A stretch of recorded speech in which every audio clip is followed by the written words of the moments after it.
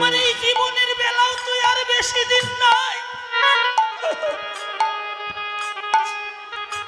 তাই বড় ভাই হইয়ে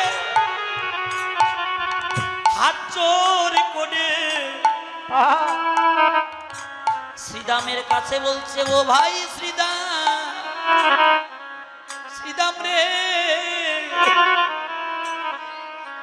এই জাগতিক জগতের বেলা ডুবিবার কালে যেমন করে তুই আমার কৃষ্ণ স্মৃতি জাগিয়ে দিলি, ভাইয়া রে, জীবনে আর কোনোদিন কখনো বলার সময় পাই কি না পাই ভাই, ও শ্রীদাম, যেদিন আমার এই জীবনের বেলা ডুবে যাবে, যেদিন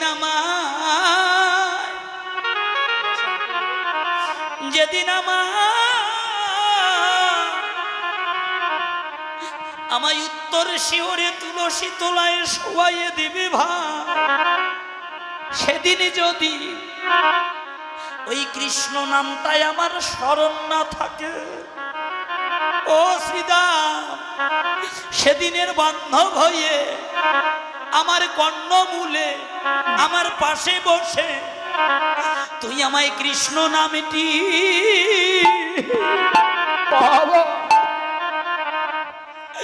কৃষ্ণ নামটি কর্ণে শোনায়ে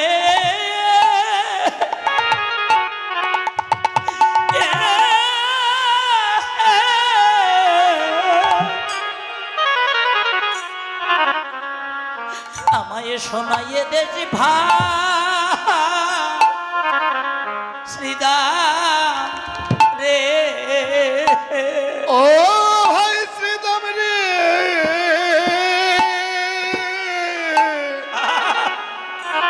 তুই আমায় কৃষ্ণ না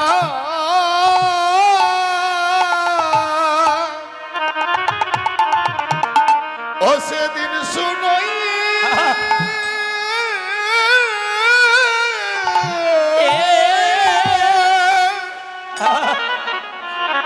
আমায় শোনাইয়ে দেছি ভাই, সবার সাথে দাও,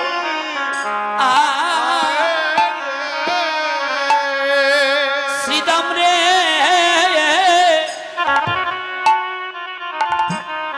যেদিন আমার তুলসী তলা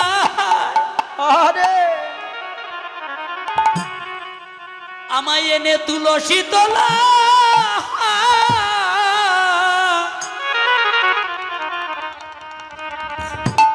শোয়াইয়ে দিবে, সেদিন আমায় কৃষ্ণ না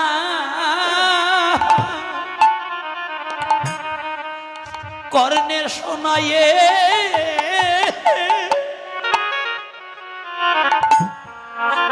ভাইয়া শোনাইয়ে দে, যেদিন আমায় তুলসী তলায়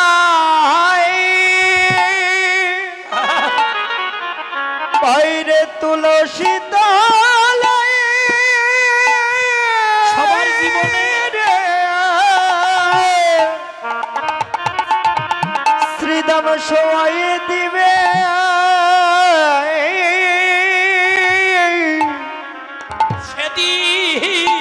সেদিন আমায় কৃষ্ণ নামটি আমায় শোনাইয়ে দিছি ভাই,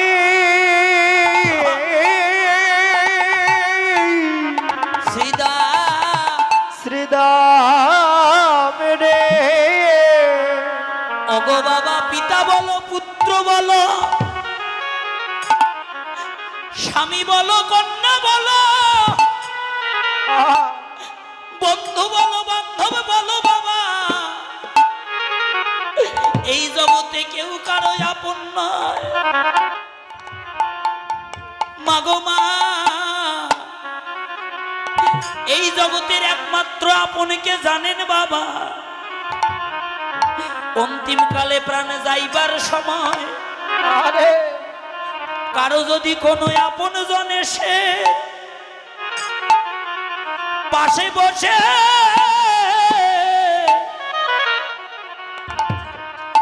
কাউকে অন্তিম কালে নাম শোনাইয়ে দেয়।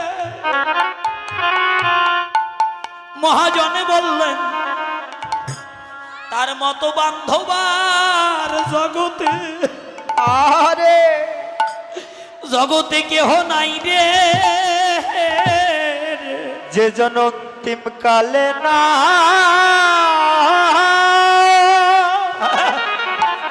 অন্তিম কালে অন্তিম কালে না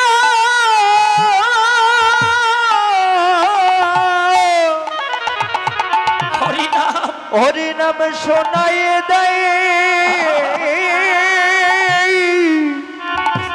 তার মতো জগতে তার মতো বন্ধ এই জগতে এই জগতে আর কেহ নাই।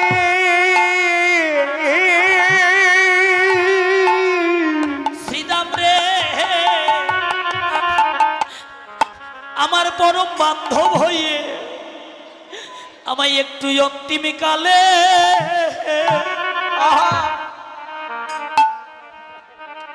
আমায় নাম শোনাইয়ে দি।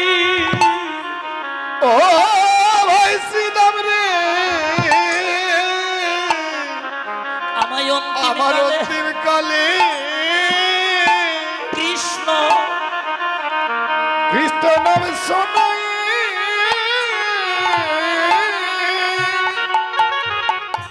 শোনাইয়ে দিস ভাই। যেদিন আমার জীবনের মহাযাত্রা আরে আমার মহাযাত্রা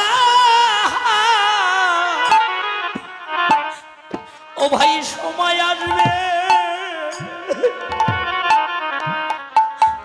সেদিন আমায় অন্তিম কালে কৃষ্ণ নামটি তুই আমায় শোনাইয়ে দেবি ভাই। যেদিন আমার মহাযাত্রা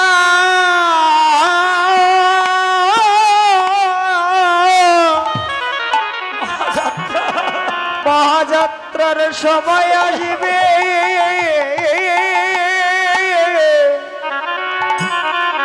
সেদিন আমায় কৃষ্ণ নামটি করনে শোনাইয়ে দিস ভাই। আমার এই প্রাণ দেহ থেকে যাইবার কালে কৃষ্ণ নামটি শোনাইয়ে দিস ভাই। বাইরে প্রাণ আমার যাইবার কালে কৃষ্ণ নামটি শোনাইয়ে দিস, প্রাণ যাইবার কালে আমায় কৃষ্ণ নামটি তুই শোনাইয়ে দিস ভাই। বাইরে হ্যাঁ 10,000 টাকা সঙ্গে দেবে মা প্রাণ চলে গেলে, 1 ভরি সোনা দেবে, অঙ্গে যদি একটা দামি অলংকার থাকে, প্রাণটা যাইবার আগে আপন জনারা এসে ওই অঙ্গের দামি অলংকারটা কেড়ে নেবে। সুন্দর একটা কাপড় দেবে না? দেবে কি বাবা? গোটা 2 করি, 2 চোখে 2টি তুলসী পত্র, আর দেবে 1 মুষ্টি তিল, আর সঙ্গে দেবে একটা তুলসী বৃক্ষ, আর কিছু দেবে না, দেবে না, দেবে না, দেবে না। কেন তুলসী বৃক্ষ দেবে সঙ্গে? এই যে মায়েরা, কথাটা খুব মূল্যবান কথা, একটু ভালো করে কর্ণপাত করেন সবাই। শাস্ত্রে বললেন কারো কণ্ঠে যদি তুলসী মালা থাকে, যে ব্যক্তির কণ্ঠে মালা নাই তার দান, জপ, ব্রত যজ্ঞ সকল কিছু নিষ্ফল। নিতাই গৌর হরি। যার কণ্ঠে মালা আছে, তুলসী মালা যদি কারো কণ্ঠে থাকে, বজ্রপাত, বিষধর সর্প এবং অপমৃত্যু তার জীবনে কোনোদিন তাকে স্পর্শ করতে পারবে না। নিতাই গৌর হরি। এই যে মা, আমাদের আপনাদের এইদিকে বলে কিনা, আমাদের গাইবান্ধায় বলে, এই বড় সাধু আছিস, মালা দিছিস গলা, তোর ভেতরে যত পেঁয়াজ দেখো মন, বড় সাধু আছিস, কপালত বড় বড় ফোঁটা লাগাছিস আর তুলসীর মালা দিয়ে সারাদিনই মিথ্যা কথা কইস। আগে মনের মালা ঠিক কর, তারপর গলায় মালা দিস, বলে না? এমন লোক আছে বাবা এইদিকে? আছে। নিজে ধর্ম করবে না, কেউ যদি ধর্ম করে তাকেও ধর্ম করতে দেবে না। মালা আছে গলা। শোনেন মা, এই যে একটা কথা বলি, শোনেন, খুব মূল্যবান কথাটা। যমরাজ চেনেন? যমরাজ প্রত্যেক বাড়ি বাড়ি আছে। জম দেখছেন? জম? ও দেখেন নাই, না মরলে কি জম দেখা যায়? জম কোথাকার রাজা বলেন তো? বাড়ির। ওরে বাবা, জম হলো নরকের রাজা।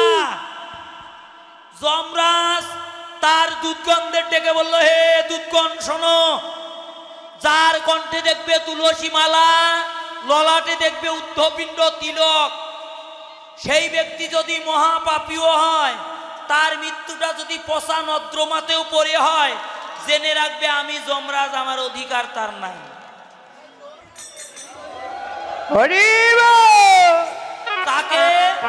তাকে দর্শন করিবা মাত্র তার চরণে প্রণাম করে বায়ু বিতরিত পত্রের ন্যায়, অর্থাৎ যে ঘিন্নি পাক দেখছেন মাঝে মাঝে ওঠে, আগের দিনে খুব উঠতো বাবা, এখন কিন্তু কম দেখা যায়।